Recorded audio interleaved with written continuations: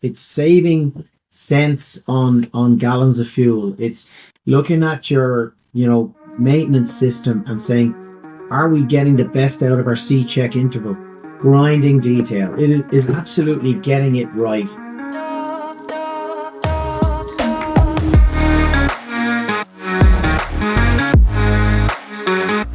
This is the Time on Wing podcast. Welcome back. I'm Courtney Miller with Visual Approach Analytics. As always, Garrick Deschavon joins me from Collateral Verifications. Garrick, who are we talking to today? We have Conor McCarthy, who I'm sure probably a lot of people will know. He has done some tremendous things in the industry. Currently, he is the executive chairman for Emerald Airlines, and he was CEO for a while, and he's also been involved heavily with Dublin Aerospace. So I look forward to kind of hearing from him about that. He has also been a managing director for Plane Consult, which my understanding is, I guess that's part of the company that advises different airlines with some startups. I think that's where he's had some roles, such as like non-executive director for Pegasus Airlines, director and co-founder for AirAsia. He's also worked as director of group operations for Ryanair, and was the CEO for Aer Lingus Commuter. So definitely a ton of airline experience. He received a degree in production engineering, robotics, manufacturing engineering from the Dublin Institute of Technology and Trinity College, Dublin. And in 2011, he actually also received the Irish Entrepreneur of the Year award. So it's going to be a really fun time for us. He's such a great guy, so it'll be really good. Hopefully we get some good stories out of him as well. But Conor, this is your time on wing. Just a quick intermission before we continue with the show. We do get a lot of questions about how our listeners can support the show, and frankly, the easiest way is to continue the spirit of the show, which is just to reach out to us at conferences. But we also run businesses as well, and you can support us by supporting a lot of the work that we do. You can support the work that I do through Visual Approach by visiting visualapproach.io, where we produce a lot of research and analysis, a lot of data visualizations. From my side, obviously, I focus more on the metals. So anything that's, aircraft related, if you're looking for valuations, whether it's on aircraft engines, I'm happy to help with any of those types of projects. So we appreciate, certainly the opportunities to work with all of you. And we certainly also appreciate just the fact that people are willing to listen to what we have to say and enjoy kind of our thoughts and takes on what we think is a fascinating industry. So thank you. Okay, back to the show.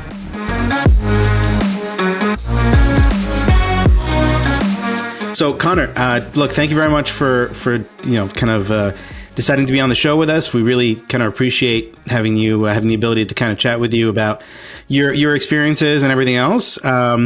And, as we do with all of our guests, we'd love to hear kind of how you got your start in aviation, where that passion came from. You've obviously been doing this for quite some time, and you've done a lot of different things, which is astounding to me. But we'd love to hear how it all got started and kind of take us through where you are today. Very good. Hi, Garrick. Hi, Courtney. Thanks very much for having me on.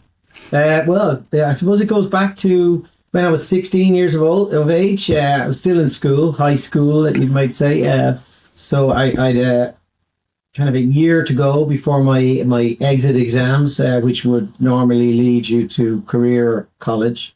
And I had applied alongside a load of other hopeful young fellas and young ones in Ireland to the Aer Lingus apprenticeship. And I was fortunate enough to be given a place on the Aer Lingus apprenticeship that year. So I came home, got the letter, and I was due to start the following Monday, subject to a medical on the Friday. So my dad came home from work. He worked in Aer Lingus actually for 40 years. So oh wow, it's not so much. I wouldn't describe him as a passionate aviator. He was a lifetime airline guy, but he was in the catering business there. So he was in the business of setting their menus and buying in their foods and pricing their menus. But so I remember meeting him in the hallway, and my mother said, Conor's after getting a letter from Aer Lingus offering him the apprenticeship. And I said, yeah, I start next week. And he said, oh, are you not going to finish school? He said, no, I can finish school anytime. I'll never get another chance at this one. So at the age of 16, I left school and became an apprentice there, and have basically loved the industry ever since. You joined this apprentice program, but what were you doing in that program? I was an aircraft electrician. We now call it an avionics engineer, but we do the same work. But it's basically, on the electrical side of the house. That's been nicely merged with instrument and radio nowadays. It's 4 years of an apprenticeship. You spend about 2 years in college learning the theory and 2 years on the job training. And you get a few filler-in courses around that time as well. And then hopefully you finish and you pass your basic aeronautical engineering license, which today is known as a B license, a license without type. And then you would aim to go on and do a type license once you've experience on the type, and a combination of your logbooks of experience and your license on type gives you approval to certify that aircraft. So that's the path that myself and about 32 other young all guys. The first woman apprentice was hired about 2 years after us.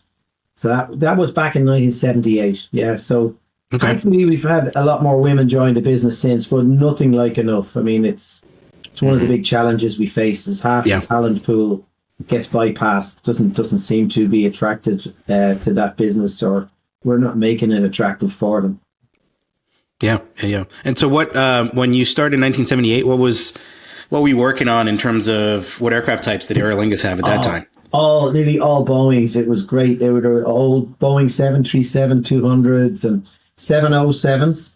And of course, Aer Lingus had a big involvement in African aviation. So we had Zambia Airlines 707s. We had Nigeria Airlines 70s and 727s, including a pristine 727 that was owned by the president of Nigeria and used to appear every so often to get, looked after. But it was an amazing piece of luxury. And and then we also had, Aer Lingus had a fleet of some old BAC 111s. So that was I think it might have been their first jet aircraft. So they were really long in the tooth. And Aer Lingus in 1978 had the first 2 of 3 747-100 series. So what a monster of an aircraft, And you look at that and you're working as an apprentice and, they didn't even have a uniform the right size. Everything was too big. And these guys were working on the 747, and it was just, I was dumbstruck, awestruck every morning coming in, looking at what was going on and trying to keep up. I thought, I'll never know this stuff. I'll never learn enough, which is true. That's the great thing about aviation. You've never learned enough. It keeps us at it because it's a hard business to master. It is. Yes, no, Well, I think you just described why we do this podcast, is to just keep learning and meeting people. And in aviation, there are always people that have that experience to talk about. So I want to fill in the gaps between Conor McCarthy, now a 20-year-old electrical engineer, to Conor McCarthy in 2025 as he's taken over the aviation world. What happened? Like, what happened in between then? How did we get there? Yeah. Certainly wouldn't describe himself as taking over anyone's world, but still on top of the surfboard trying to navigate the next wave, I think. But it's when I was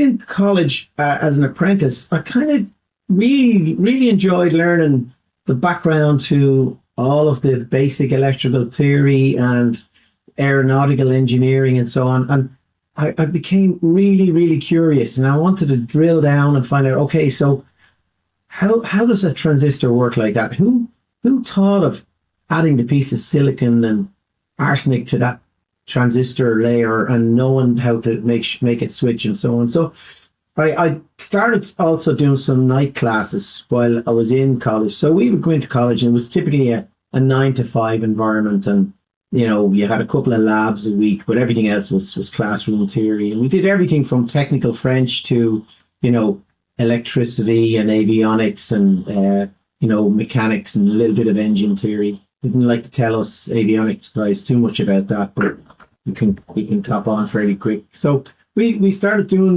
myself and a couple of buddies started doing these night classes, and before I knew it, I was progressing through a qualification as called an electrical engineering technician, and then I managed to get those exams earlier than anyone expected. I was probably only I think I was a third year apprentice when I passed them, which theoretically qualified me to teach fourth year apprentices their theory.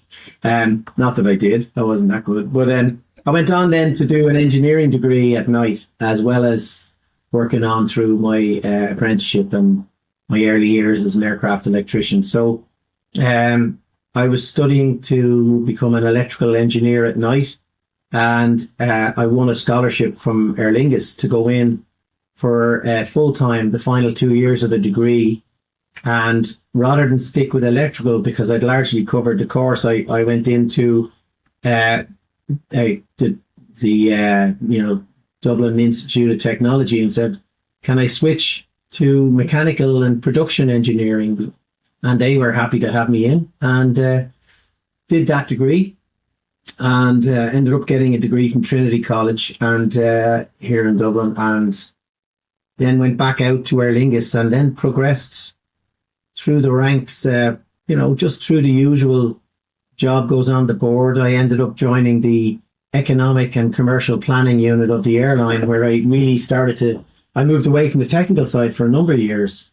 I went then to the finance group and felt like, a real charlatan in there, not having any financial training and yet being responsible for the budgeting for the whole airline.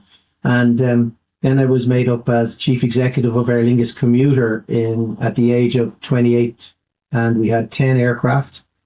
What did we have? We had 6 Fokker 50s and 4 Saab 340s. And brand new Saabs. 200 people. Yeah. And that was a dream job. God, imagine for a 28-year-old going in there, and great team of people. Really, it was a microcosm of an airline, but it was a very young part of Aer Lingus. So we kind of had a great self-belief that we can really do things no one else would do. And even our engineering group had full flexibility, whereas in the main line, in the mothership, there was huge, what we call demarcation. The mechanic has to remove that. The electrician has to plug in this. The instrument mechanic is the only one who can touch these instruments. In Aer Lingus Commuter, we had a group of young, progressive engineers, all very keen to break those barriers and break through the ceilings that were there. And it was really great fun. And so that was when I was 28. So people took a big bet on me. I have to say, they were very irresponsible letting a young fella like me run Aer Lingus Commuter. But I had a few adults around to keep me between the guide rails. So, and that was great. You got the real flavor of operations, safety, reliability, and then the interaction between different groups of people, the coordination that has to happen for the flight to go on time. The impact of choosing the right or the wrong aircraft, all of those things, fleet and lease negotiations.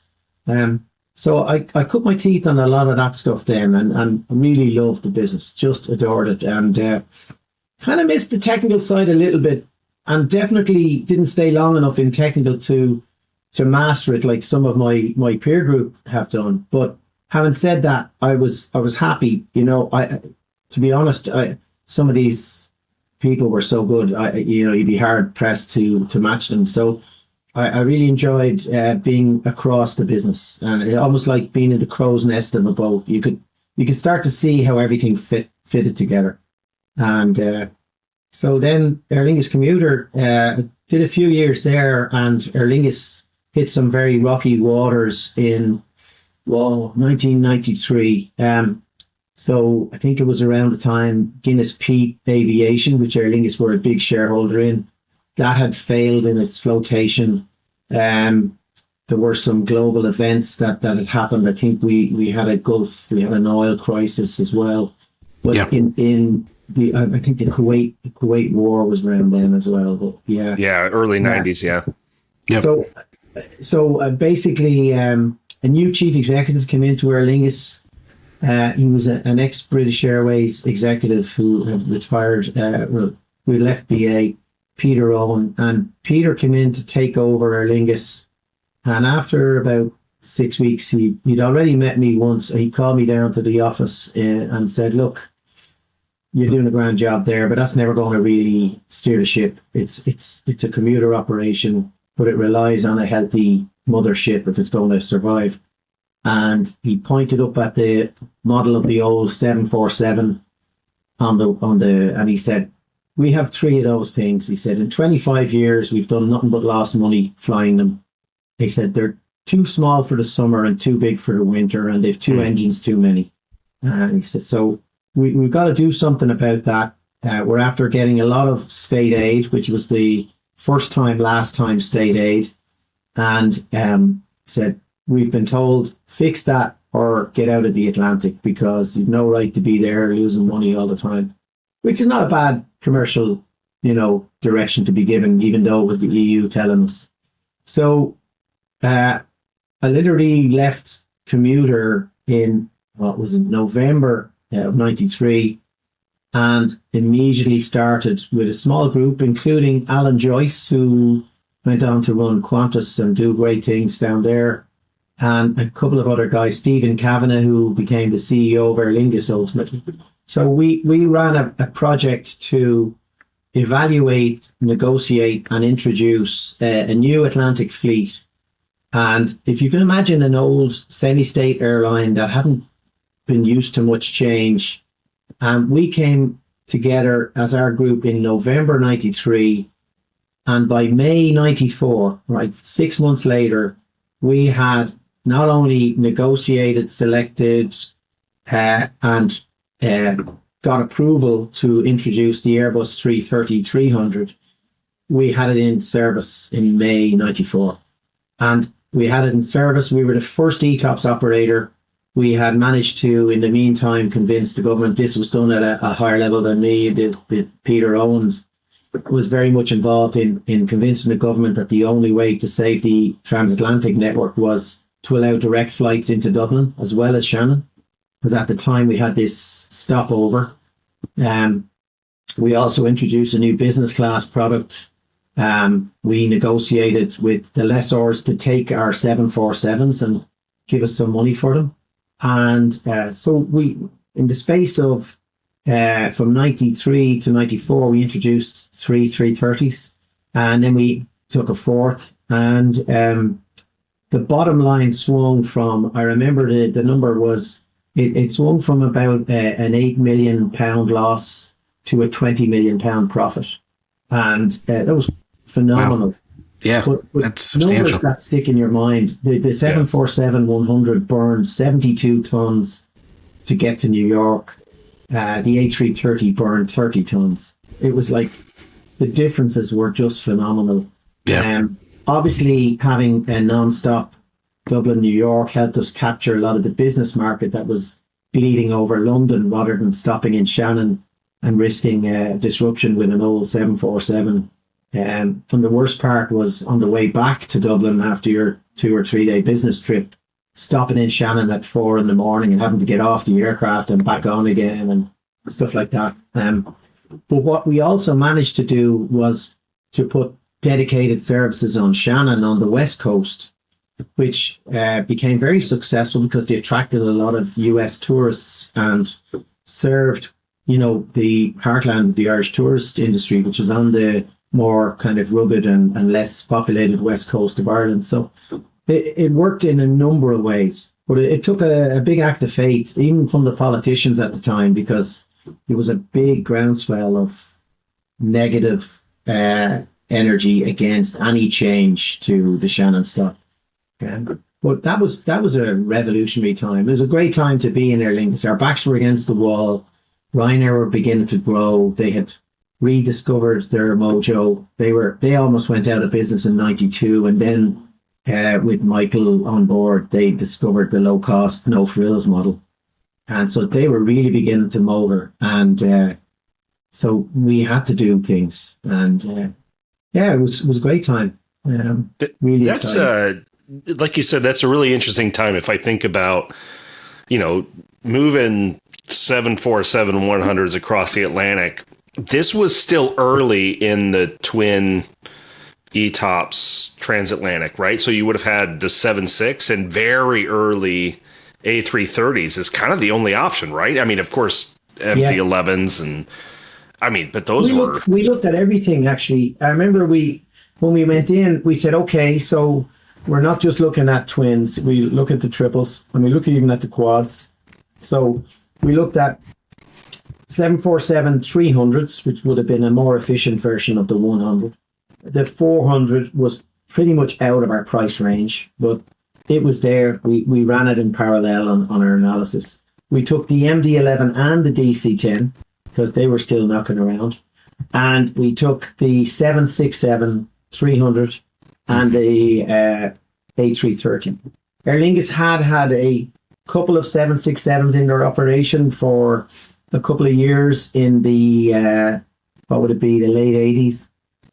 But they were a real problem. Unfortunately, they were the 300 ERs, and they were a great aircraft for getting. You could even get West Coast from Ireland with those aircraft. But unfortunately, the Shannon stopover just meant that your unit revenue with very little business content just destroyed the economics. And it's something that even today I come across that communities who want service don't always appreciate that it's not just the bums on seats. You've got to get the right mix of bums if you're going to get it right. And so expensive bums. Yeah. Rich bums. Those are the bums you want. Yankee bums with lots of money. But yeah, it's sometimes it's challenging because people say, no, you'd fill one of those aircraft every day. And but with our cost base, you'll need to get a proper mix of business and leisure. And, you can't survive without that in many cases. So it was a great time, I have to say, but there are no clear answers. In hindsight, it probably sounds really clear, but we just knew we needed momentum. We needed agility. But what was wonderful about the quick introduction of the aircraft was we were dealing with Airbus for the first time. Aer Lingus had never purchased an Airbus before. We were dealing with ILFC, who were the lessors, and Steve Hazy was very much front and centre, as was John Evans, who's now in Azora. And it was interesting to deal with those guys like Rich Poutier on the technical side, because I learned a huge amount. But one thing Steve brings to the party is an understanding of, what aircraft will work for you, or why this aircraft won't work for you.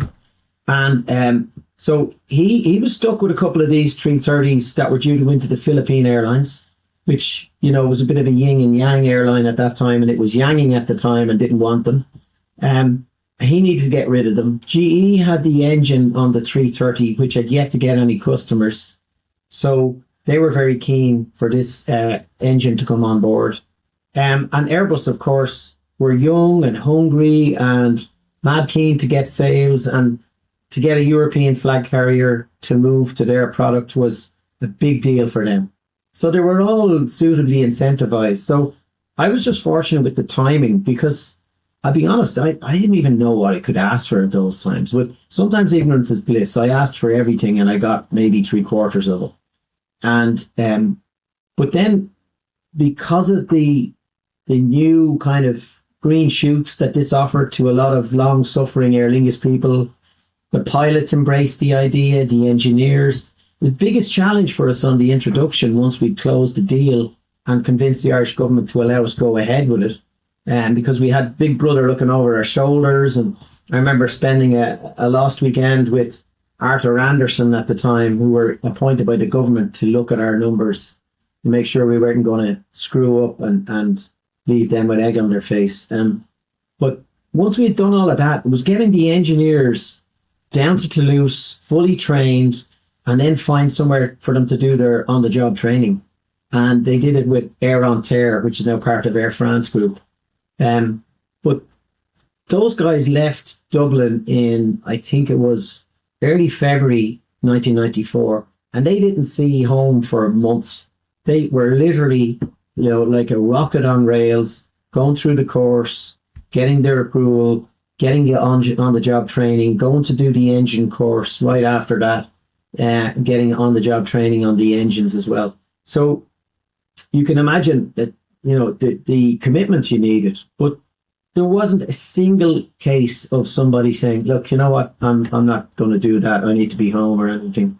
We got really good commitment. And I think it was because everyone got on board the excitement of our ability. We turn our Atlantic product around. We'll actually make our name on the Atlantic. And we knew we had a natural market with 40 million Irish Americans. And, just if you get the right product in place, it's an English speaking country. We've got a lot going for us. You can do whatever it is you want, and it's not too expensive as a holiday destination. So there's a natural affinity. So you're kind of selling to the converted when you have the right product and price in place. So, that was a great time, really great time. And I remember, here's the story. My daughter, Sarah, was 1 year old on the day the aircraft rolled out of the hangar in Toulouse. So the 31st of March, 1994 was the day we rolled it out. We had a bunch of Irish media down there. We had the whole Aer Lingus board.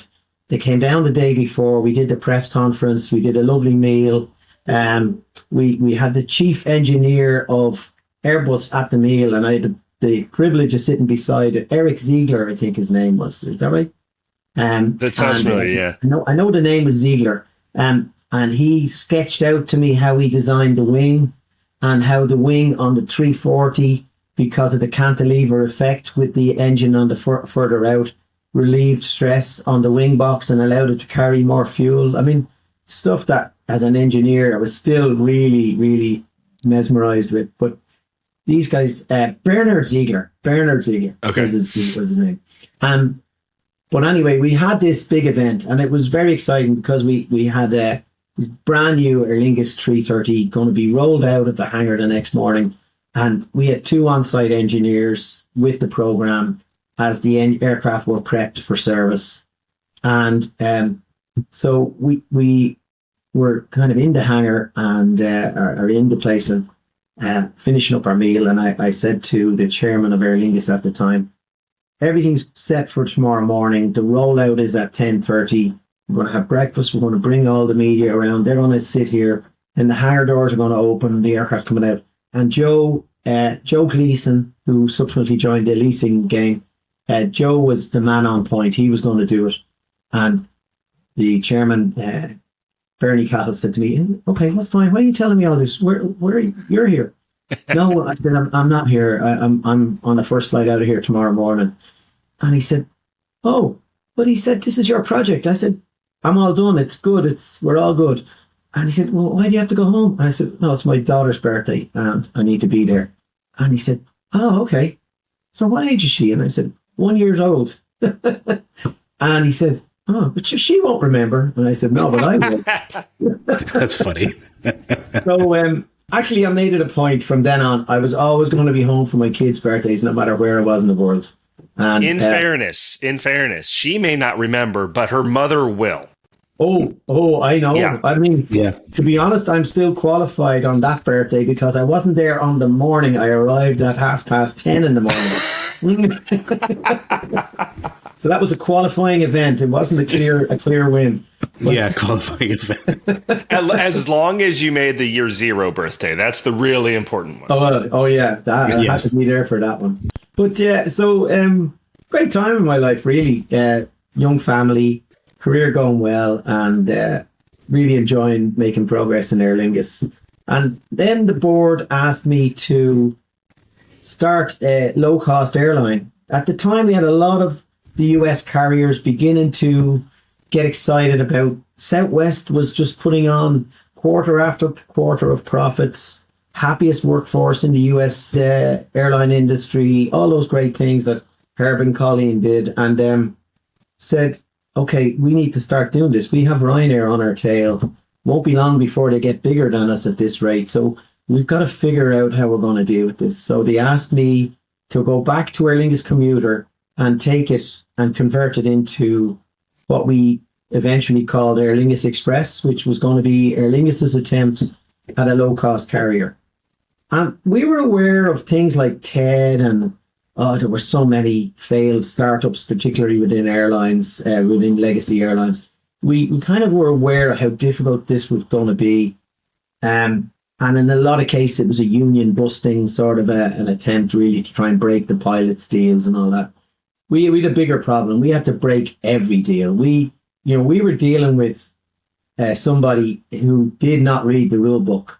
When Michael took over in Ryanair in the early 90s, I mean, he had been in the airline, left it, set up a couple of sweet shops, and was a bit of a retailer with his brother, but very, very astute and very sharp. And he came back into Ryanair with one objective: to take its costs down until it made money. He didn't look at revenue. He just said, I need to go back here and clean up this thing, make it simple, make it highly efficient, and just get my cost below my prices. And so we had to compete with that, and we hadn't got a big revenue base to deal with either. It wasn't like we had a magic frequent flyer program that was just magnetic with customers. So spent a number of months working on the Aer Lingus Express project. Dealt with the group of unions in Aer Lingus, which was very progressive. They kind of saw the dangers of what would happen if they just got obliterated. But the challenge really was what I sometimes refer to as the dead hand of middle management. It was like everybody else who had been in the airline for decades, who were in their own department, had moved to a certain level. They didn't want their life to be changed. They really didn't feel that this was something that they had to deal with or that Aer Lingus should be into. And there were some valid reasons, like, what are we doing with the brand? Does this decimate the brand? Are we undermining the values and so on? But there was a lot of other very selfish interests. Just hold on, I manage this group of staff for the whole airline, and now you want to take them separately and do your own deal with them, and you're going to make my life very difficult. If you get them to work 50% more efficiently than they do today, and then the next job is I've got to match that or I'm out. So you got a lot of defensive plays going on. And it was around that time when I got a phone call from Michael O'Leary, who, strange as you see, today you would see him everywhere, but back then you couldn't even figure out what he looked like, because he was just in the background. People had whispered about this guy in Ryanair was doing great things, but we knew his name, but no one knew what he looked like. That's funny. So he was subliminal, like, yeah. I've never heard O'Leary described as subliminal. Yeah, I know, it's amazing. But he was very much behind the scenes, growing the airline, cleaning things up, managing costs, really doing great stuff. And bear in mind, they only had 10 aircraft. They had 10 737-200s. But that was a lot of planes for Aer Lingus to compete with in those days, because the markets were a lot smaller. So he asked me to come out for dinner. It actually came straight to the point. I remember the phone call came. My PA came in. She said, Conor, Michael O'Leary on the phone for you here. And I said, the Ryanair one. And she said, yeah. I said, oh, okay. Put him through. And he said, hi, is that Conor? I said, yes. And he said, listen, he said, Michael O'Leary here. He said, want to offer you a job? I said, oh, well, I have one of them. And he said, no, I want to offer you a real job. And I said, oh, I have one of them too. And he said, one that gets you out of bed in the morning. I said, I'm in here every morning. And he said, do you want to meet for dinner? I said, I'd love to meet for dinner. And we met for dinner once. Then we met a second time. And yeah, charmer that he is. I thought that the Express idea, even though I believed in it, I honestly didn't think it was going to make. I thought we'd get compromised to death. I thought by the time we got to the end line of making it real, we'd have compromised on so many uncompromisable points that it wouldn't be worth the candle. That we'd end up not getting our cost, not getting our costs down by 50%, but we'd end up trading off everything and someone saying, well, 20% ain't bad. And 20% ain't bad unless your competitor is still half of that. And so I kind of knew my time was kind of coming to an end because I was burning up matches with some of my colleagues as well, just simply because I was pushing this thing very hard. And I could do it with the A330 because we had, a very limited time frame to do it in, and the full organization was behind it. But with Express, you could see there were people who didn't think it was ever going to be a reality, who didn't want it to happen, who didn't like what it was going to do to the brand, etc., etc. And I kind of knew I'm just going to end up being, responsible for a failure if I hang around, because I'll end up having to compromise on so much stuff. We'll end up with half the job done. So, that November, I joined Ryanair in 1996 as their director of group operations and head of safety. In 96. So this is very shortly after the 330. Then you went straight to Express, and then Ryanair. In fairness to you, it probably wouldn't have been successful. It's an interesting. I can't wait to read your book. I can't wait to read your autobiography on this, because you write my book. You don't want me writing anything. There's this really, you've got these two very big projects within the same company, one destined to succeed and one kind of destined to fail. And why, right? You had the push behind the switch to the A330 and everybody kind of row in the same direction. And then on the Express side, it sounds like you kind of had trouble getting people even to want to row. And if you look at I'll call them alter ego airlines, but you mentioned TED, which the big joke about TED was United without you and I. So it was the kind of, it was that attempt, but it had been tried so many times, just in the US, Continental Light. Metrojet, I think, in US Airways. I think Metrojet. Yeah, you had all of those. You'd some name. What was the crowd who? Someone had lime green logos, and there were so many that were tried. Yeah. And, this was before BA tried Go. BA didn't attempt Go until 1997. I think it was my first year in Ryanair. They started Go in Stansted. But it was interesting to see. Lufthansa had tried something as well. So we were definitely not the first, but I could see the very same behavioural characteristics were coming through. And a little aside to that, Alan Joyce was on my team in Express. So was Stephen Kavanagh. People like Shane Nolan were on it as well, that we've worked with over the years. So we with some really good players on that team. And when Alan subsequently was in Qantas, and I had started AirAsia a few years previous, he asked me to come and help him start Jetstar. And I went down to start Jetstar, and I remember meeting the CEO, Jeff Dixon, with Alan for the first time. And I said, okay, Jeff, I know how a low-cost airline works. I know how to make money. I said, but I can tell you, if you pull this off, you will be the first CEO of a legacy airline to start a successful low-cost carrier. Mm-hmm. And I said, I can tell you there's just one rule that you need to follow if you want to be a success. I said, stay the hell away from it. I said, and keep all the Qantas people away from it. So we set up from day one to have a different aircraft type, a different city to base ourselves in, and get as far away from the Qantas mothership as possible. And Alan, who has a lot more patience and diplomacy than I'll ever have, spent a lot of his time up and down to Sydney to meet at the Exco of Qantas.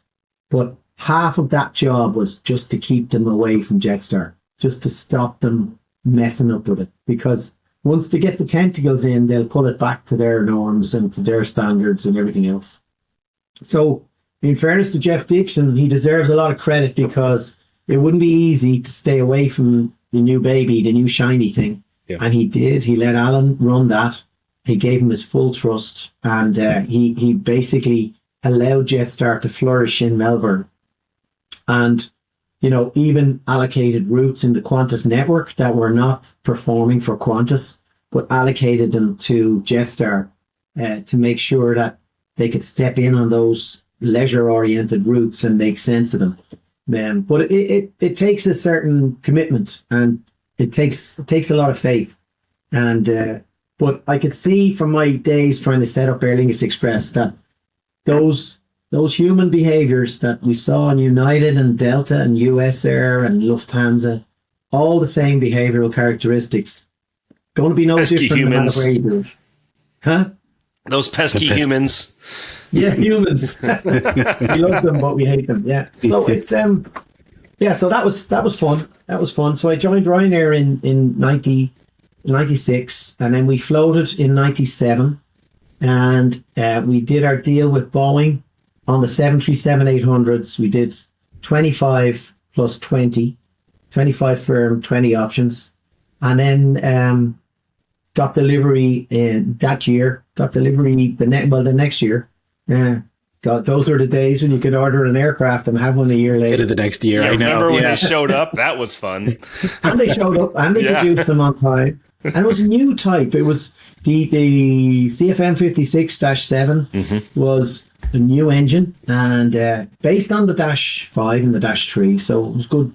It had good parents, but definitely was an amazing introduction. And we had our issues. We had issues with that aircraft, but they were all dealt with very efficiently. It was a fantastic machine. It's just a great aircraft. I mean, it's probably the best evolution of the 737 that we've ever seen in terms of reliability, and it was a workhorse.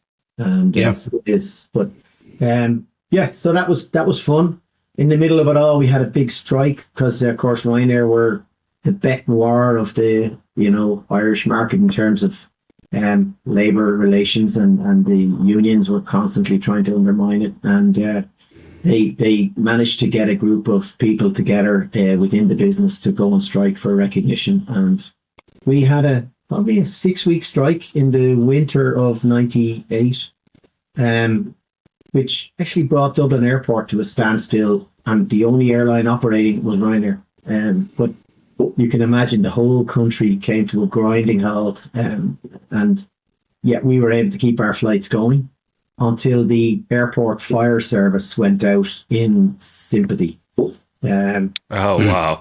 Yeah, it was like... Yeah, wow. 6 weeks, that's a long crazy time. It was I remember that last weekend. It was a crazy weekend, and I don't think I got about 4 hours sleep that weekend. And but what happened was we got intervention at a government level.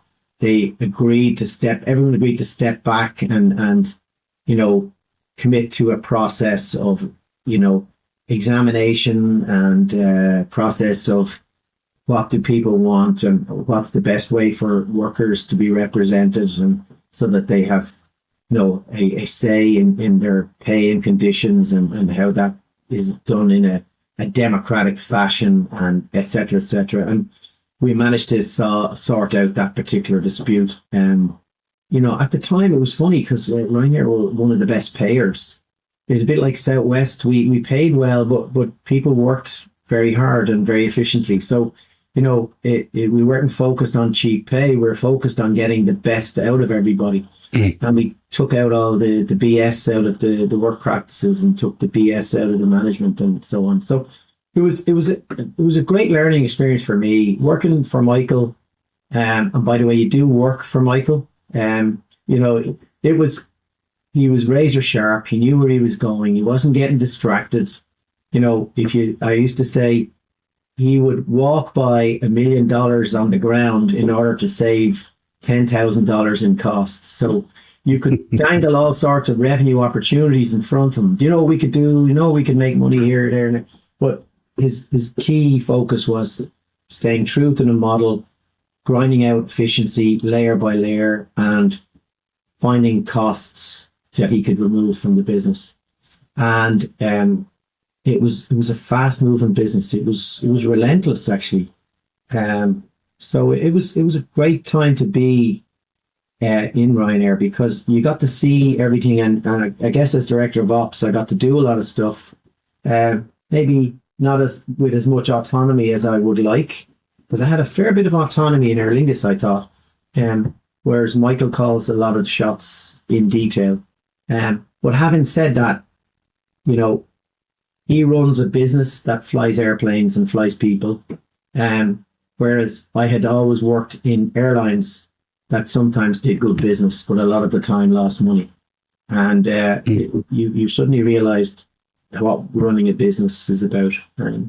So it was a great experience. And a lot of those lessons, a lot of the model that we fine-tuned over those 5 years, I kept those lessons with me. And I left in 2001 to set up Plane Consult, which went on to start airlines like AirAsia with Tony Fernandez and Jetstar with Alan Joyce and various others. Viva, who was known as Viva Airbus in Mexico, Juan Carlos Suazua and Roberto Alcantara. So we started lots of different airlines all over the place and really enjoyed it. It was great. We got a group of subject matter experts together. One was great on maintenance, another was great on engineering and contracts, another was great on pilots, another was great on flight ops systems, etc., commercial, fleet, distribution.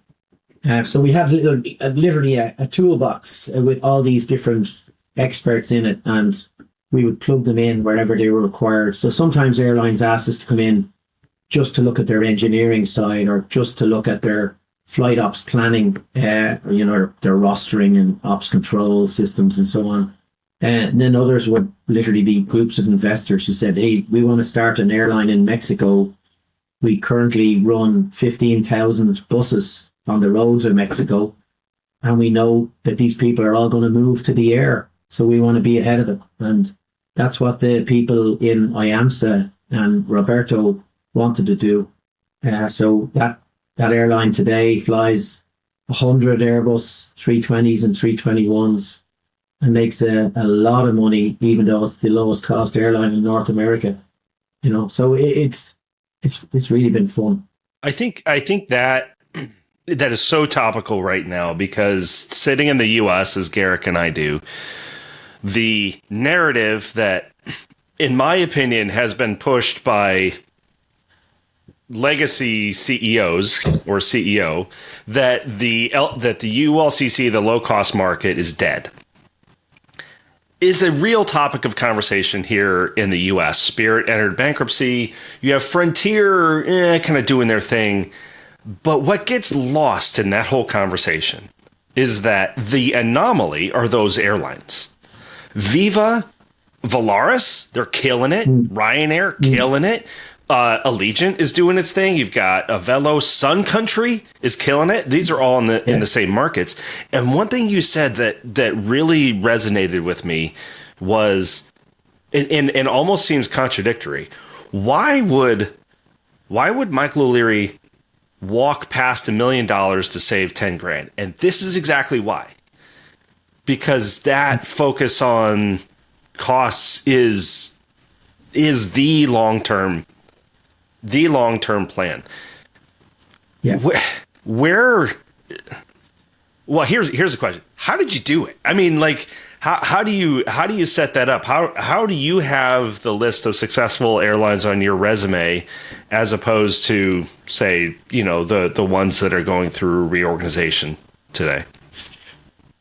Oh, well, obviously, first off, I didn't do any of these things individually. I had, as I said, a group of really great people around me with complementary and much better skills in certain areas. I'm bold enough to put a statement out there and then let them, in the knowledge they can fill the vacuum. And those people are really the people who do the groundwork. But it is grinding detail. It is absolutely getting it right. It's saving cents on gallons of fuel. It's looking at your maintenance system and saying, are we getting the best out of our C-check interval? Do we need to, can we stretch this? Are we using the night shift enough to do the line maintenance tasks to give us better reliability? All of those things, down to, how are we going to spec this aircraft so that it has the best amount of seats? And we did this in Viva. We did it in AirAsia when we spec'd the 320 initially. We said, all that overhead bin space belongs to the customer. Don't go near it. Keep in-flight services away from, say, that is not your space. Where do you want to put your cabin crew bags? So we normally slip them up in the first few slots of the... No, you're not. They're not going up there. So what kind of bag do you want now? Because, the bag, these are, in most cases with the low-cost carriers, they're cabin crew going out and back and coming home to base every single day. I mean, that was the first thing I did when I joined Ryanair, by the way, was a course as a cabin crew, right? Because I knew the honeymoon would be short. So I was an engineer by training. I knew how to load bags, but I never worked cabin. So I did a course as cabin crew in Ryanair and scraped the pass. So I managed to be allowed out. So once a month, I'd go and fly a day as cabin crew, which, by the way, in those days was 4 or 6 sectors. So you would do, 2 Birminghams and a Liverpool in one morning. So that's 6 sectors and back. And the Liverpool sector, I think, was about, little over 27 minutes long, right? So you took off, and the first thing that you got the ding where the pilot let you out of your seat, and you had to check your bar because you were selling duty free. You were selling a bar, and you had to break the seals and do your stock, and then get out and sell as much as you could to 130 screaming, drunken passengers as possible.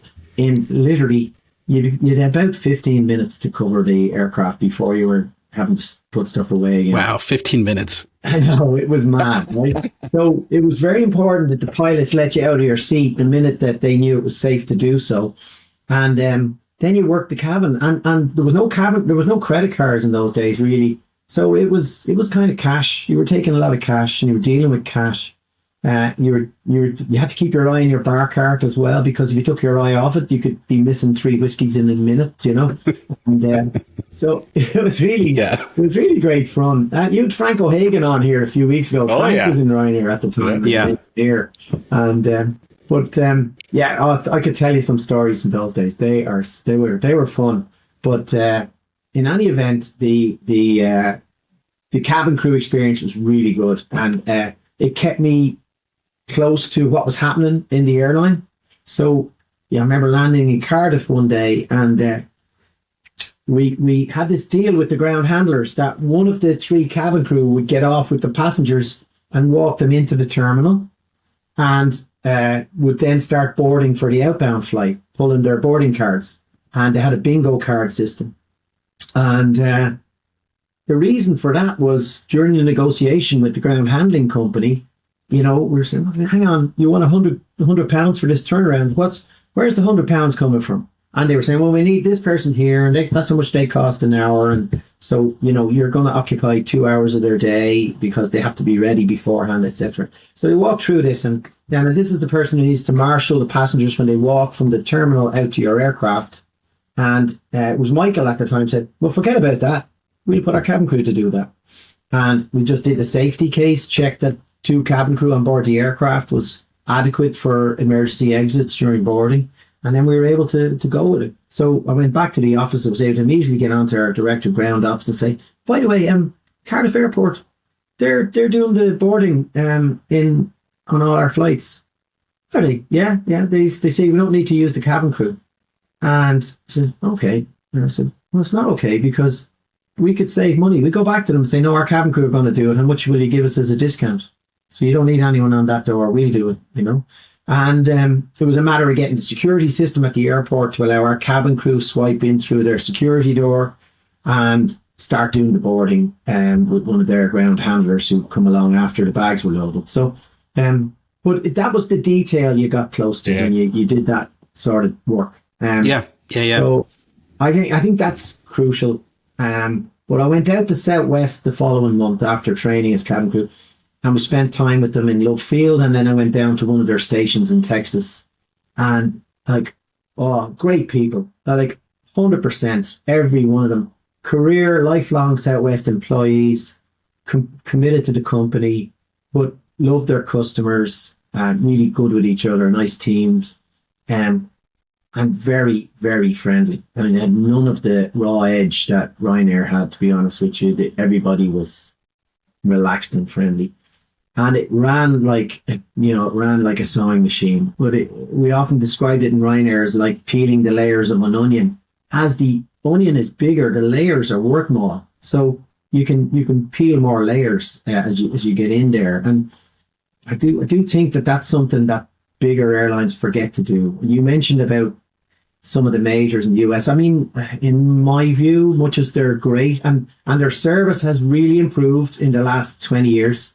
I mean, you get on a major US airline now for a domestic flight and it's a much better experience than it ever has been.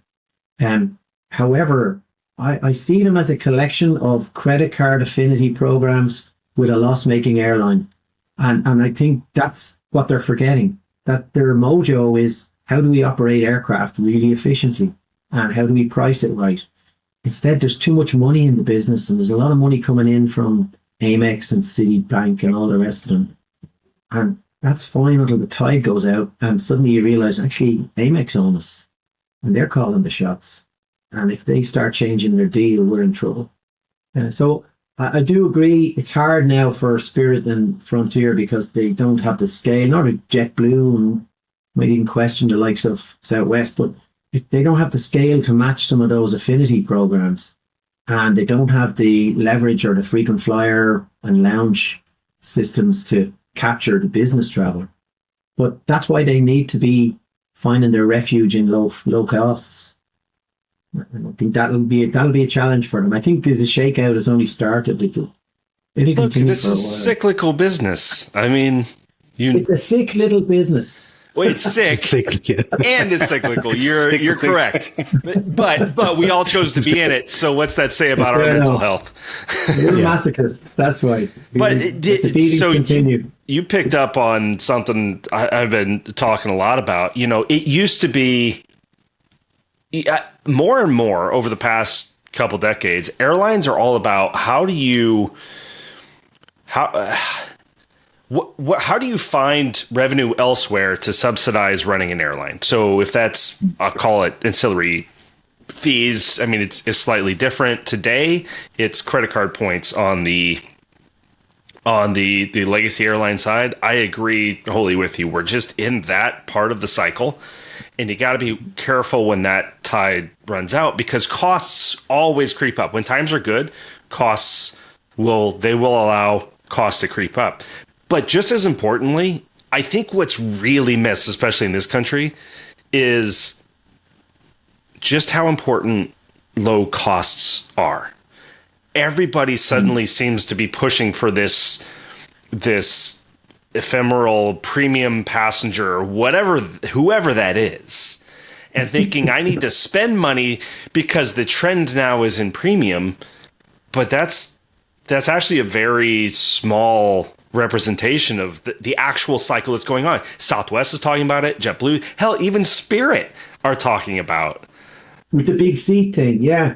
Oh, I mean, they have for years. That was originally, I think, that was a max capacity on the 320. I think I want to say that drove the big seat. I can't remember for sure. And now they're, Frontier is moving to that pattern. Meanwhile, different market, but touches. Viva and Volaris are killing it. They can't. They're going head to head. They can't grow fast enough. Even directly into each other's space. There's just so much growth when you keep costs low. That is the long-term metric that will always be important in airlines. I'm convinced. Well, you're singing to your brother here. I mean, I'm a believer of it. And by the way, I run Emerald Airlines now. Well, I don't run it. Someone else much better than me runs it, but I'm chairman. And costs are critical for us. Even on an ATR 72, we have absolutely got a razor sharp cost focus because we can't give cost advantage away when so much of our capacity is up against Ryanair and EasyJet. So we fly against them both on most of our flying. And so we don't get a pass on costs. We have to make everything count. So yes, we'll buy Avios points for our customers who are attracted to our Avios points. We'll buy lounge access. We will spend a little bit more on distribution because we need to be able to sell in the United States through the Aer Lingus platform.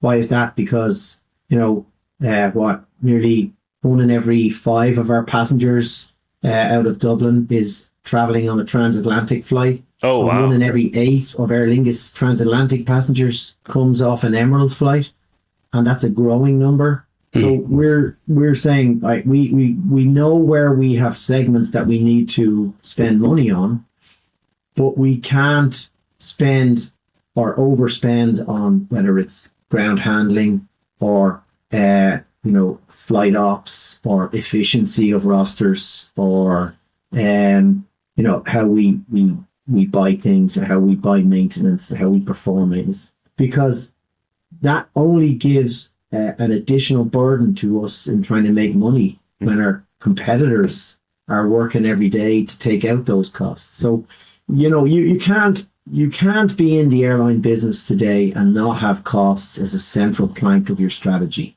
And yet I don't hear the conversation, not just in the US, but in any of the majors, about really going after cost, and there's this fallacy of digital that's been going on for a decade. Now they're calling it AI, but it's good, it's important, but it's not going to save us. You still need to be able to roster the crew to get the best possible operating day out of them, because you're paying a lot of money, and the US airlines have paved the way with even more pay.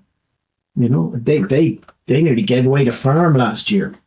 They, not only did they give away the farm, Conor, they raced to be the first to pay the most. Yeah.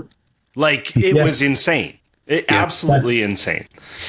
Well, I think that's why the unmentioned individual CEO who talked about LCCs being put out of business, that was in a way his justification for giving a 40% pay increase. He's saying, oh, well, our competitor are going to have to match that, and that's going to hurt the low-cost guys even more than it does us. And I've never heard that justification in my life for overpaying, but there you go. There's always a story. In his defense, they did match it, and it did kill him. He Yeah, wasn't yeah, wrong. yeah. They fell for it. No, he wasn't. He wasn't. But no, I don't think that killed him. Yeah. I think the fact that they matched it says a lot about them and their psyche. I agree. And now they're letting pilots go. Yep. And JetBlue are letting pilots go. So where did that get them? They were worried about retention. Now they're letting them go. Yeah. You know? Yeah. So the question for you in terms of when you look at Emerald Airlines, how do you deal with in trying to keep the cost down? How do you deal with the labor challenges? And I mean, I'm sure you're dealing with the same thing, trying to find the right people at the right cost. How is that challenging for you when you're probably competing with all the other airlines trying to keep the people? Yeah, okay. It's a great question. And how do I do it? Not very well, but I keep trying and I don't give up. So, first of all, we know we're a small airline. So we say, how are we going to take advantage of our size? So there are two things there. One is identity, and the second thing is agility. So we give people a very strong identity because there is no one else. So I have one person who does all my network and scheduling. I have one person who does my pricing. I have 3 people who do revenue management. I have 2 people who do our rostering. We have 18 aircraft, and we have got to keep it that tight. But they have an individual name, and they are critical to the performance, and they know it. So they belong because they do a really good, important job for us. So that's the identity piece. And the agility piece is we're small enough to turn on a sixpence, and we will change where circumstances dictate. So, for example, you mentioned about retention. We will not be able to afford to pay the same to a captain on an A3 an ATR 72 as our competitors will pay to a 737 captain or an Airbus captain. It's physically, economically, I should say, impossible for us to do that and survive. And similarly, our first officer group will have a high churn rate because a lot of them will join us, will do their ATR, and hopefully some of them will gain enough experience to move to the left-hand seat. And before we know it, the majors will look for them, just like they do in the States. Yeah.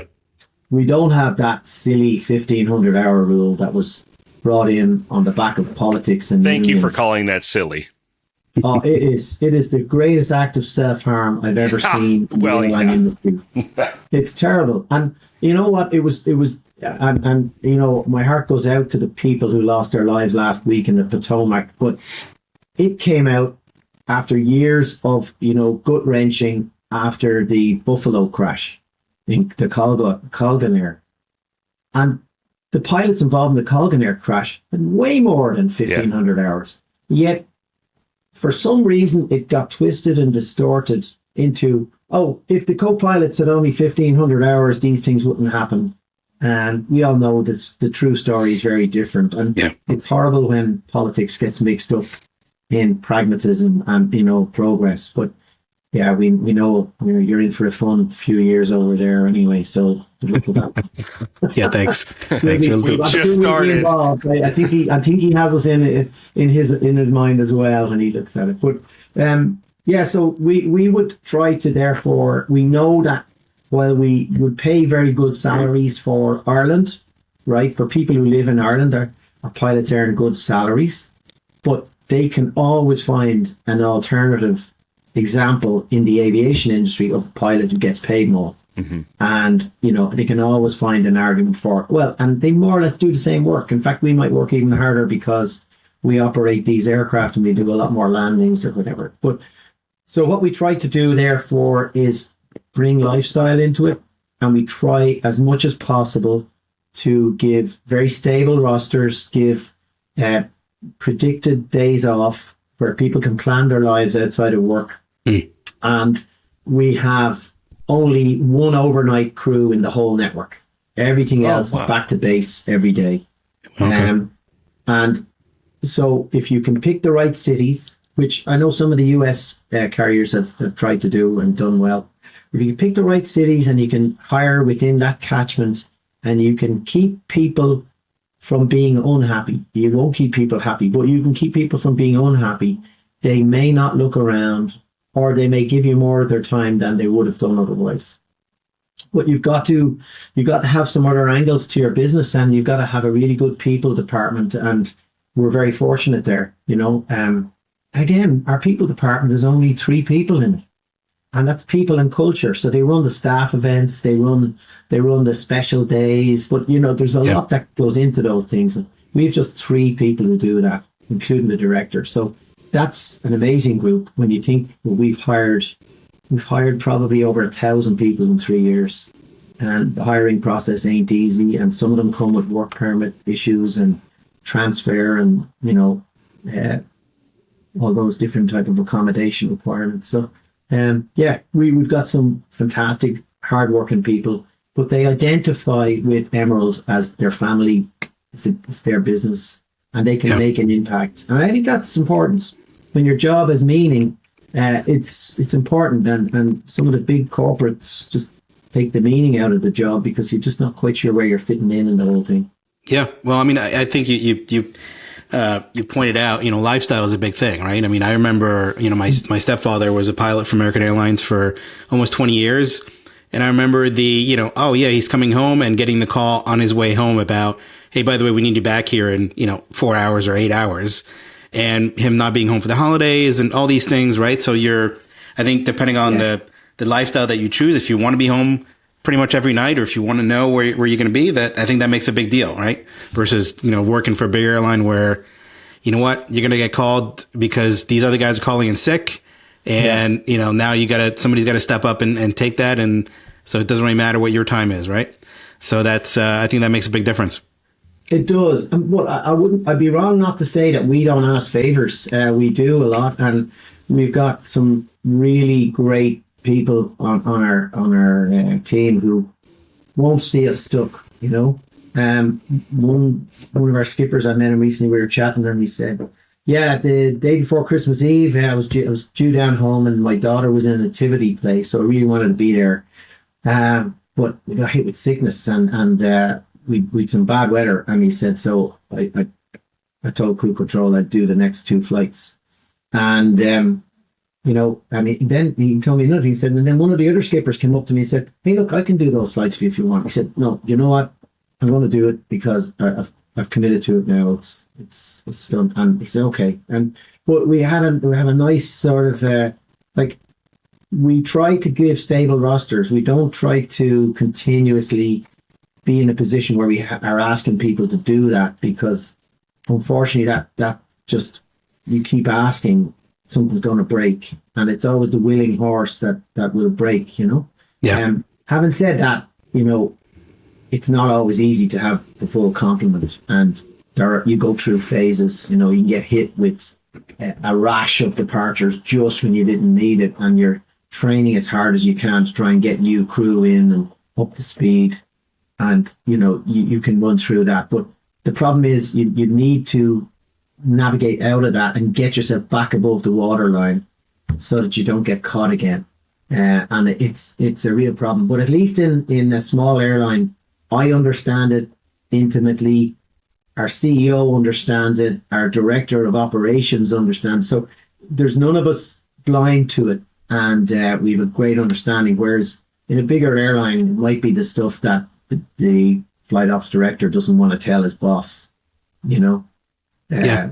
And if it becomes part of the fabric that the airline is always short, that, you know, you don't have to ask them when you do a staff survey, why are people leaving, you know? Yeah, no, absolutely. I'd love to touch on Dublin Aerospace a little bit, which is another part of your career, right? What you're doing today. So we'd love to hear more about it in terms of what is that all about? Maybe it would be easier if you just talk about things you haven't done. Yeah. I haven't done that on SpaceX yet. I don't think I'm going to now. He's a bit too busy with other stuff, but yeah. On Dublin Aerospace. Well, okay, you know, it's funny. I often say my life has moved in circles. So, you know, with Emerald, we're largely operating an identical or an almost identical network to the network we flew when I ran Aer Lingus commuter at 28. So, oh wow, that's suddenly, funny. You know, yeah, it's just weird. 30 years later, you start an airline to serve the very same market, which is from Ireland to the UK provincial cities, and you know, number of the routes are different, but it's the same general market. But in with Dublin Aerospace, the hangar I started, where I saw that first 747-100 back in 1978. Hangar 5 is where Dublin Aerospace started.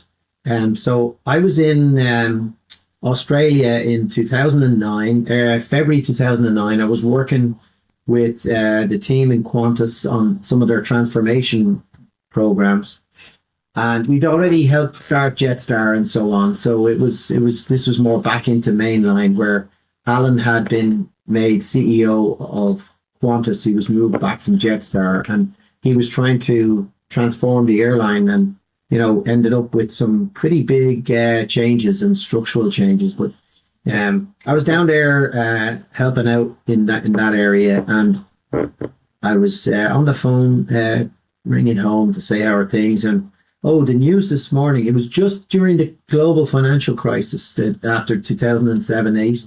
So 2009, SR Technics made this announcement. They were closing all of their maintenance facilities at Dublin Airport. And this was essentially where I'd started. It was originally Aer Lingus, then Team Aer Lingus, eventually became SR Technics. They closed it. They couldn't make money. They had a series of loss-making years, and they said, look, this is not for us. We're not staying.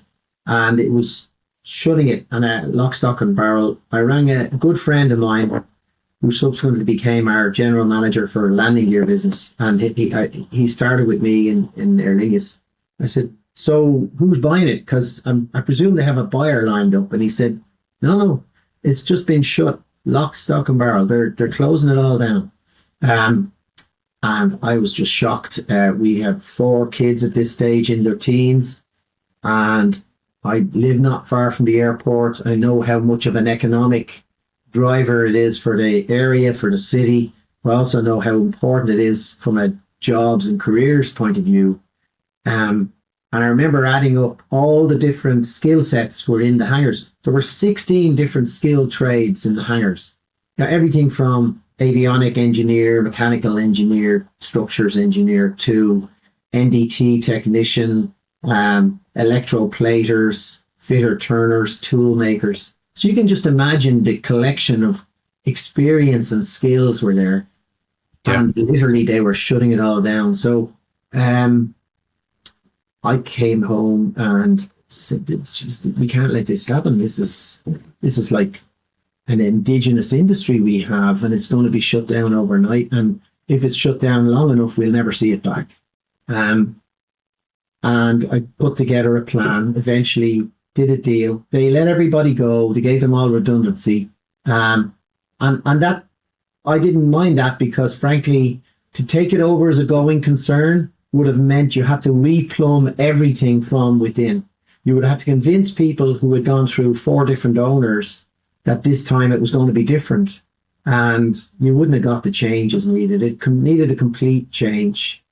So the business model, the labor model, we changed, and it's still largely the same 15 years later. So what we said was, okay, guys, here's what we're going to do. We're in the aircraft maintenance business. We have got to figure out how we can do this more efficiently than anyone else. We live in Ireland, which is not the cheapest place in Europe to live. So we have a higher cost of living. You're going to need me to pay you more money. So your salary is going to be higher. So we're going to have to agree, how can you get a higher salary yet compete against Eastern Europe and Turkey and, Africa and so on. And so we put together a business model which took out a couple of layers of management, which had a lot of trust wired into it, and where individuals took responsibility for producing man hours that were chargeable. So they were, they work 8 hours a day. It's a 9-hour shift with an hour of breaks. And of those 8 working hours, they had to figure out how they were going to get those 8 hours of useful time onto an invoice. And when they did that, we had flexibility. We have a very seasonal business, so busy in the winter when airlines want their aircraft in the hangar, but not in the summer when airlines need to fly them as much as possible. And that's when the airlines make their money, so that's when they have to be out. So we needed to match that seasonality. So we were able to give them all their holidays in the summer, which nobody complained about. But we also said, okay, you work Saturdays. Every 4 Saturdays, I'm going to give you a week off in the summer. And on top of that, every quarter where we're profitable, I'm going to give you 10% of the profits and divide it up amongst you in relation to your salary point. And we're going to have a group. We'll meet with you every quarter, and we'll discuss conditions. We'll talk about health and safety. We'll talk about the business and where it's going. And you vote a couple of representatives onto that group so that we can negotiate on your pay every couple of years. And then we would have a secret ballot on the pay deals. And that's how it's progressed, really. The quality was never at question, and the customers were queuing up. It was purely a matter of getting that to continually work. And that's what we've been doing. So we started with a base maintenance business, an APU business, and a small landing gear business. During COVID, we opened up a large landing gear facility, brand new one outside of Dublin, which gives us double the capacity. And we've got customers from all over the world there. Customers like Allegiant, customers like Ryanair, customers like AirAsia. Basically, they will ship their landing gears into us from wherever they are, and we'll turn them around efficiently, and we'll get them back to those customers. And we've found that we're extremely cost effective. APUs, we had to do a deal with Honeywell as a channel partner to access their spare parts. But we will work with Honeywell on projects. We don't use any PMA parts. And as a result of that, we line ourselves up as much as possible with Honeywell to make sure that we get the best parts and Honeywell repairs at the best prices for a customer. But it keeps us relevant in the market. And to be fair, Honeywell just don't have the capacity to do all of the APUs they sell, and they need partners. So that has worked for a number of years now. So we've already renewed it once, and that hopefully will continue. And just before COVID, we bought the old Flybe facility in the UK, and we call it Exeter Aerospace.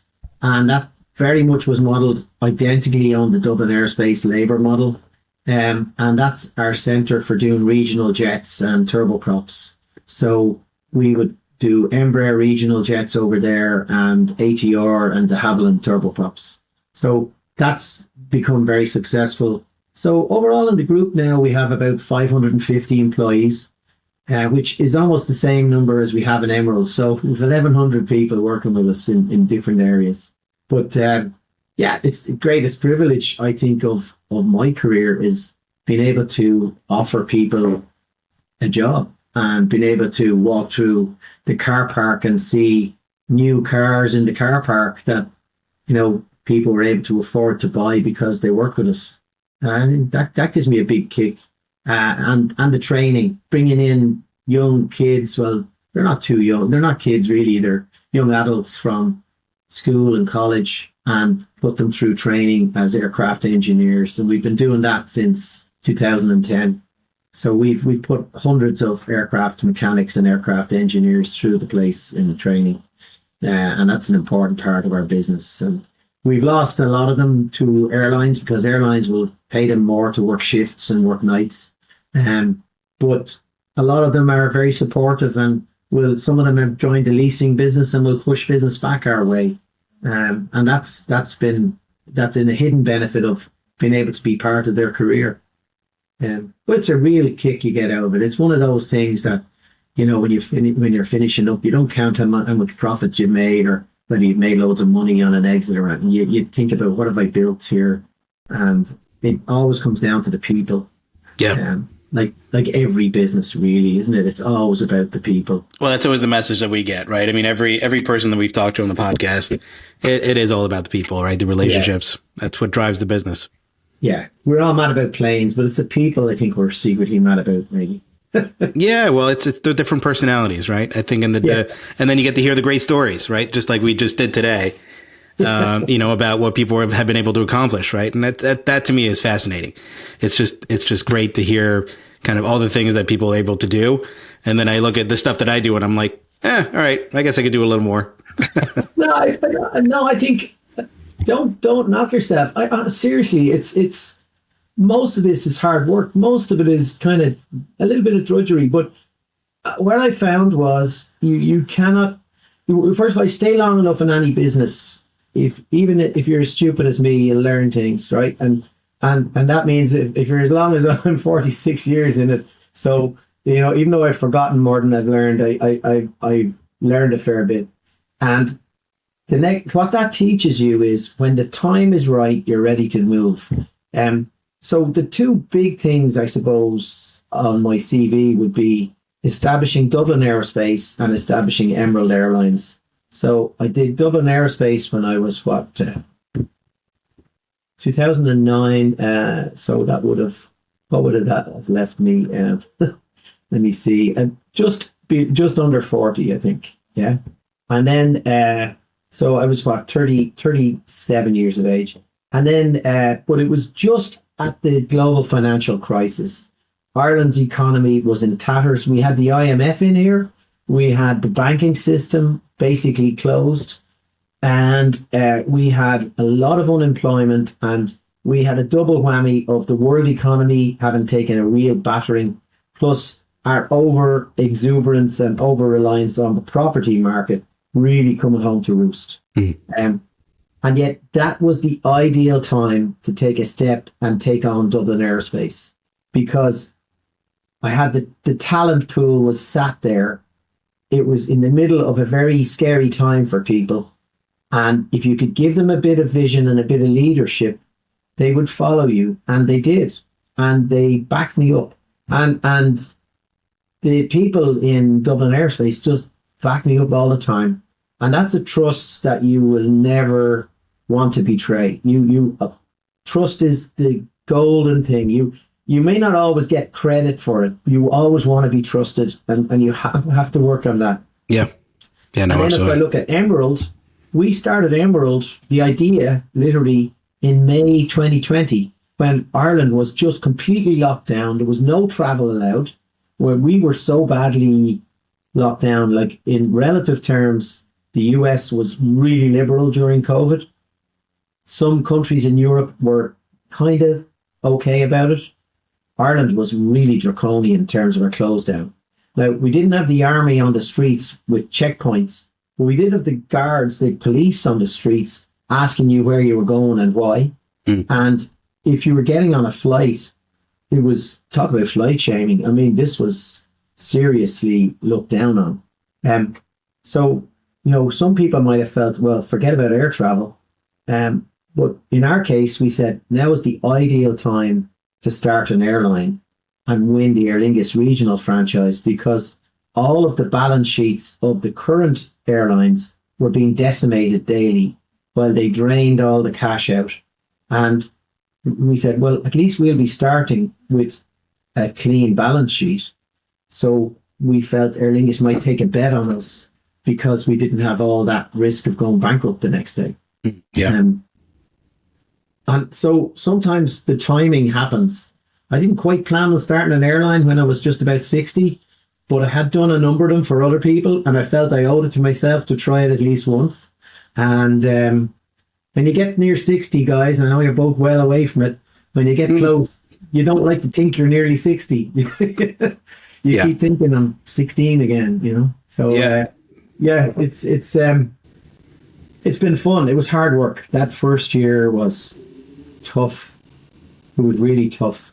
Oh, I bet. The anticipated issues were all okay because we planned for them, but it was the unanticipated things like hugely long airport queues, a complete collapse in same-day business travel, because people weren't going to queue for 3 hours each way to go and do a 2-hour meeting in London or Birmingham. Right, yeah. And then, we had huge lack of skill sets. Like the airlines and the handling companies had let all these people go, and the catering companies during COVID. And then finding someone with the experience to be able to drive a baggage truck or a catering truck, or to actually work in flight kitchens. They didn't come back to work that year. So nobody could get enough staff in 2022.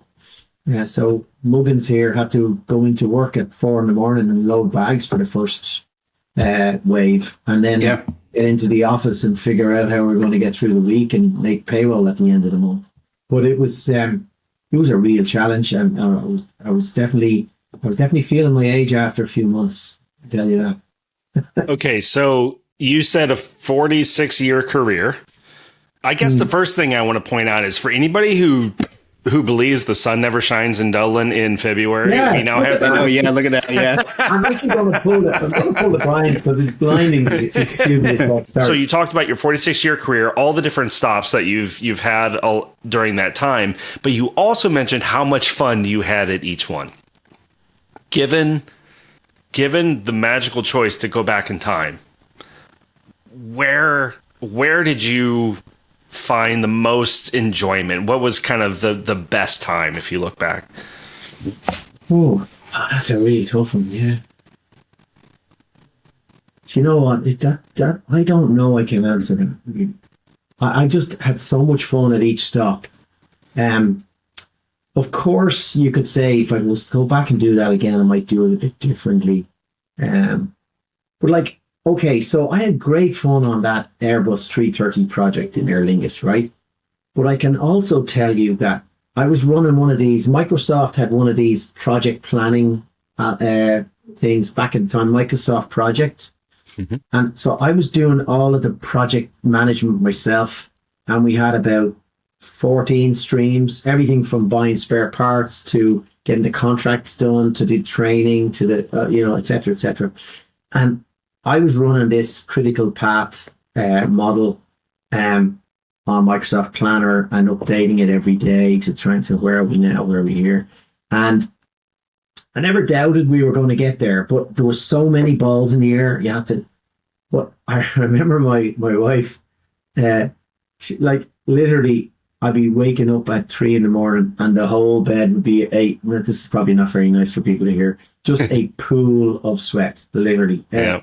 Where I was dreaming about this stuff morning, noon, and night. Yeah. So, it can come and it can own your life if you're not careful. So I had great fun. There was a lot of pain in there. Similarly with Emerald, God, that first year, 2022, we went from 0 aircraft and a brand new AOC and license that we had to get to 14 aircraft in literally 8 months. And wow. The only reason we were physically able to do that was the number of qualified flight crew and engineers that were on the market at that time post-COVID, because there was a number of airlines had either gone out of business or had shrunk dramatically.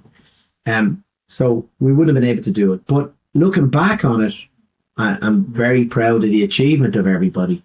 But going through it, it was really, it was hard yards. Yeah, it was. And so it's fun in hindsight, So I'm sorry, Courtney, well, I can't tell you where I had the most fun.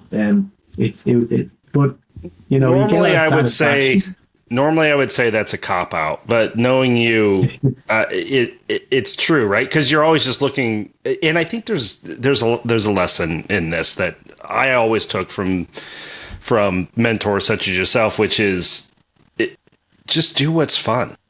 Like you'll do great things if you enjoy it, and then you'll bring great people in because they enjoy it, and they'll bring great people in, and maybe that's the lesson in all this.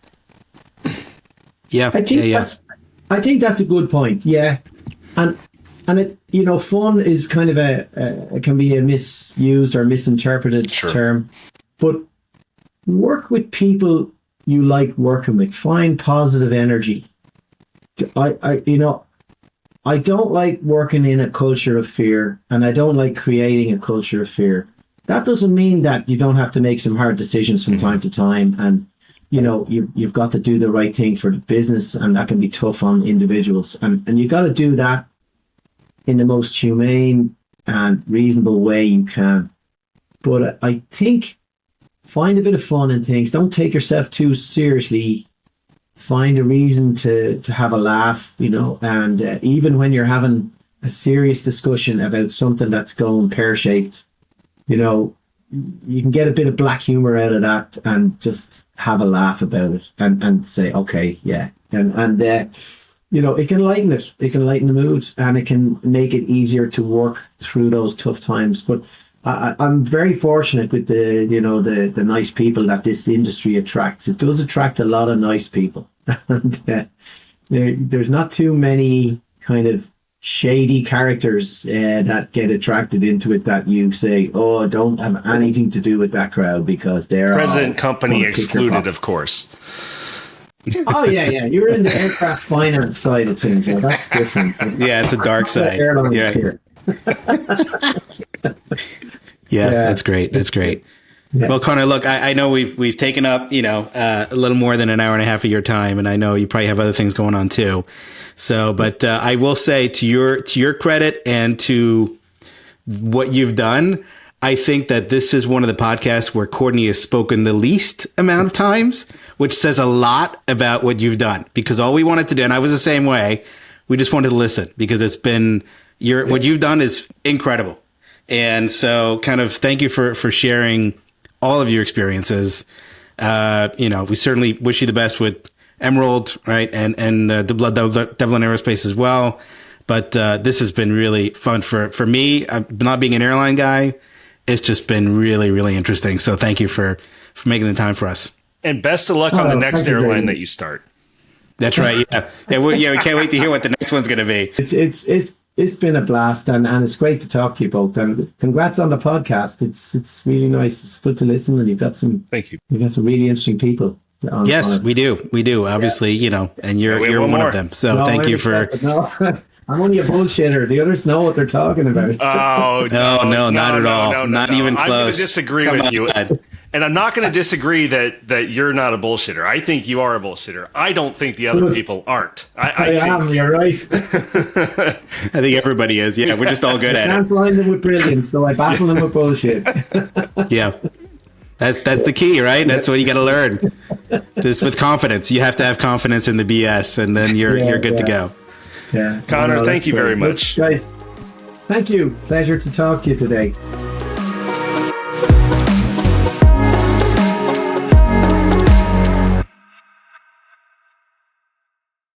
Really good. Hopefully we get some good stories out of him as well. But Conor, this is your time on wing. Spoiler alert, we got some good stories.